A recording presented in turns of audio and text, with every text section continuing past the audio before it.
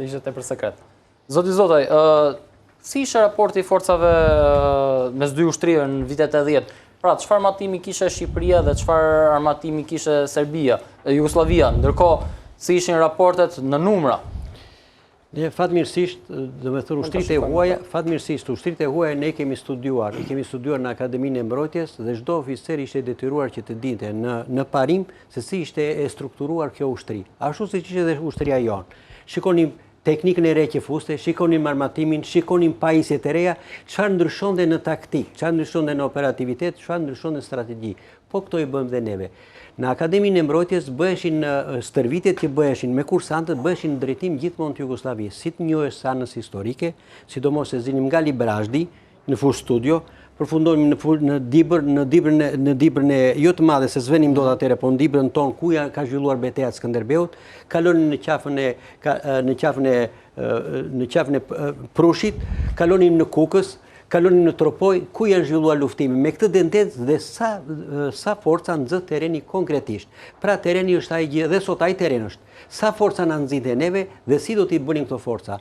Ushtria jugoslave zakonisht formacionin e luftimit të gjitha njësive që ke që nga korpsi deri poshtë e ndërtonte në tre formacion, në tre skalone. Skalone e parë, skalone e dytë, kurse ne ndërtonim në dy skalone, gjithmonë atë. E kishim studiuar dhe teknikën dhe armatimin që kishte. Këto ishin të përvitshme që vinin me pre dhe të tërë kuadro këto e dini. Stërvitjet që bënte ushtria jonë ishin sidomos në drejtim të veriut.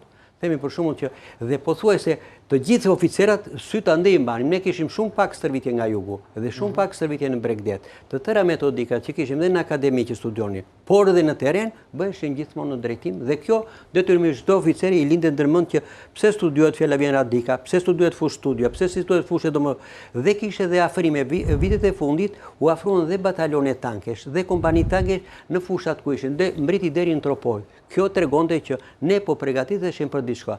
Ata që ishin udhëheqës, siç e tha zoti Albert, është më se saktë. Ata planin e dinin 4 veta.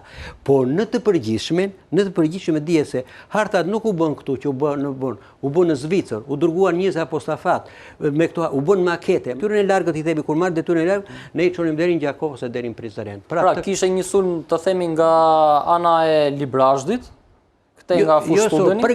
Përgatitje për ato, do me thënë, synimet i kishim, synimet nga Malithat, që është në Pogradec, derisa vete në Shkodër.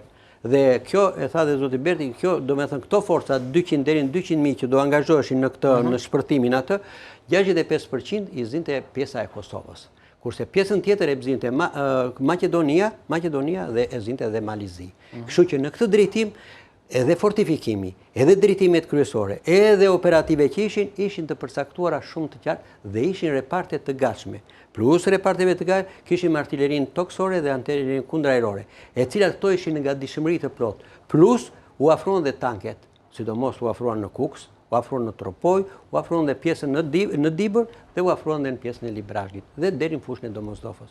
Si e shikoni, do ishte një plan i realizueshëm duke parë parasysh edhe sigurisht, tani. Duke pasur parasysh edhe armatimet, pasi Jugosllavia kishte armatim më modern se Shqipëria, numra më shumë. Atje gjithmonë ardhi ushtarak faktor kryesor ngelet njeriu.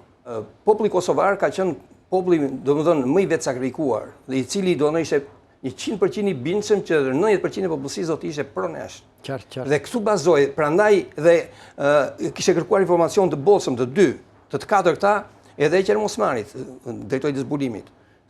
Si ishte situata, kush ishin kundër nesh, sa politikanë, sa udhëheqës, sa kështu, domethënë kishte informacion tepër të mbollshëm.